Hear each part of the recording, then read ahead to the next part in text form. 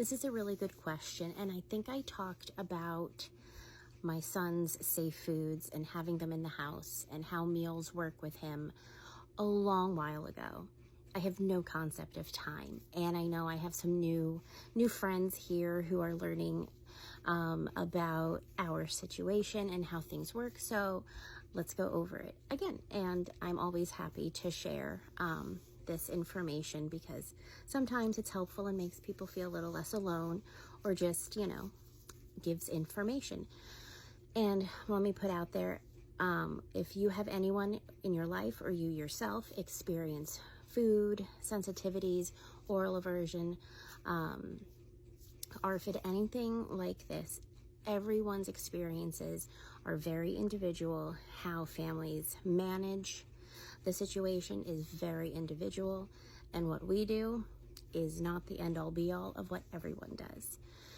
So over time, my son has lost a lot of food. We were actually looking back at a 2019 list I made for our therapist at the time, and there's just so much there he doesn't eat anymore even.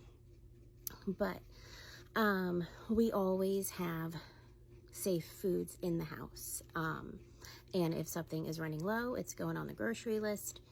And I'm going to give like this week as an example. I mean, today when I'm filming this, we're having Aldi pizza and he's fine with that. But through the week, like if I am making a dish with rice in it, like plain white rice, I will make extra so that I have a big old Tupperware of rice in the fridge for him for lunches, breakfast, dinner, whatever. If I'm making any meal with a pasta, I am doubling the pasta I make so that I can put in the fridge the pasta.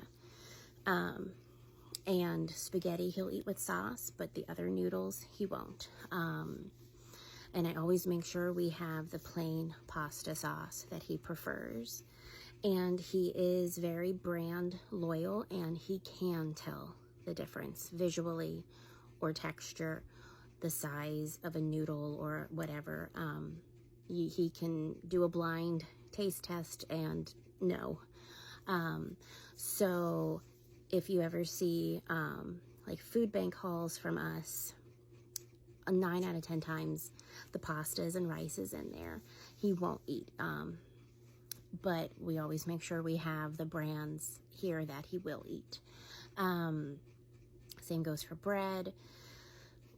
All to say, if we're having a meal with a component that he does eat, I'm going to make extra. And if we don't have a meal that he eats anything from, there's either a bunch in the fridge or we go and make, some pasta, rice, plain waffles, whatever it is that he wants to eat that night. He has an extremely bland palate. And, if he sometimes mac and cheese, Aldi's brand, is too much for him. He has to be in a place for flavor. But the foods that he does eat are very simple to whip up, either on the stovetop, in the air fryer, or in the microwave. And he does not like mixed food, so like a one pot dinner or anything like that he will eat. He's also a vegetarian who doesn't eat vegetables, although he will mentally get in the place for McDonald's chicken nuggets and one certain place for Chinese takeout that we get for sweet and sour chicken. Otherwise, he's not consuming any other meat, but he also does not eat vegetables. He's on vitamins and supplements to help with his vitamins, the nutrients from such foods.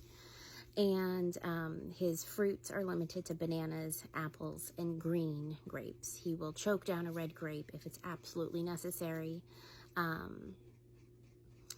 But that's what's going on here. But we always make sure he has his foods and his preferred snacks and everything like that. So yeah, we don't do the, well, you just eat what we make, because he won't eat. It's not a matter of he'll eat when he's hungry. He will just not eat.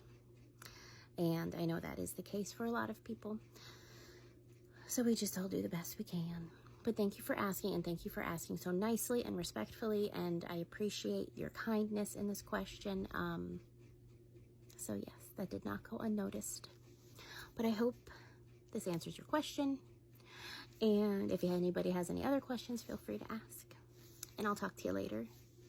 Bye.